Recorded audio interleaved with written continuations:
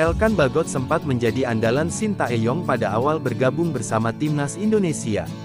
Tapi dalam beberapa laga terakhir Elkan Bagot seolah tak lagi menjadi pilihan Shin Tae-yong. Sejak dikabarkan bakal membela timnas Indonesia, nama Elkan Bagot seakan menjadi asa baru sepak bola Indonesia.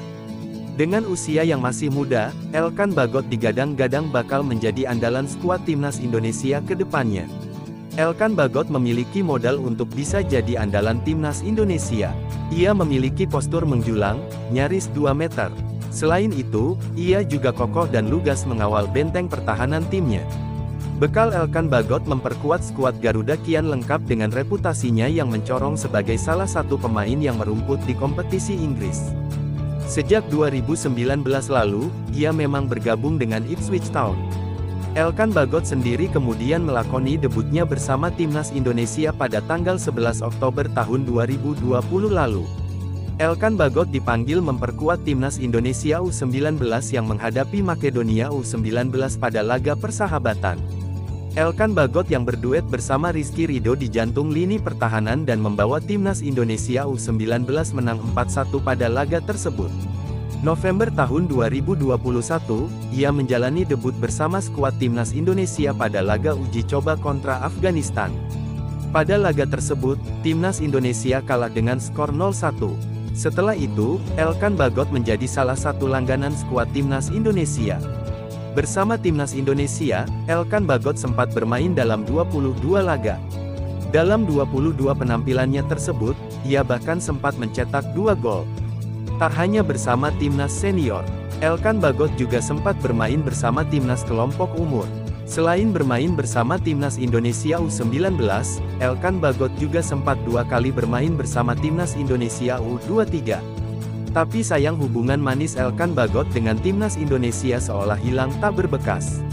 Ini berawal ketika Elkan Bagot tak memenuhi panggilan PSSI untuk memperkuat timnas Indonesia untuk berlaga di turnamen Piala Asia U23 di Qatar.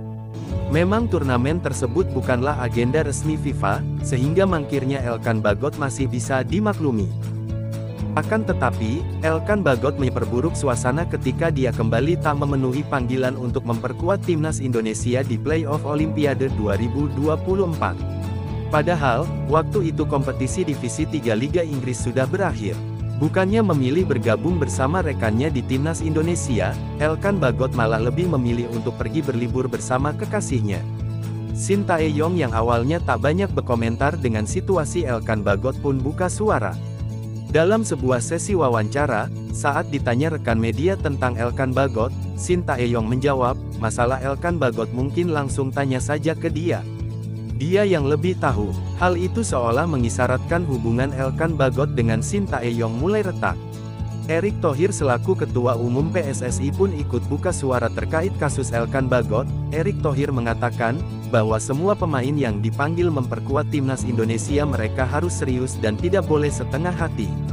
Kalau memang ada pemain yang tidak mau membela timnas Indonesia, maka PSSI akan mencari pemain lain untuk menggantikannya. Situasi semakin panas saat Elkan Bagot menghapus nama PSSI dari bio Instagramnya. Netizen tanah air pun dibuat bertanya-tanya dengan kelakuan Elkan Bagot. Namun, semua hal terkait polemik Elkan Bagot akhirnya terjawab. PSSI mengirim kabar baik mengenai hubungan antara Shin Tae-yong dengan Elkan Bagot. Hal tersebut diungkapkan oleh anggota Komite Eksekutif PSSI, Arya Sinulinga. Berdasarkan keterangan Arya Sinulinga, tidak ada perpecahan di antara Shin Tae-yong dan Elkan Bagot. Saya rasa hubungan oke-oke saja ya, ucap Arya Sinulinga. Arya menambahkan bahwa peluang Bagot membela timnas Indonesia pada putaran ketiga kualifikasi Piala Dunia 2026 zona Asia tetap terbuka.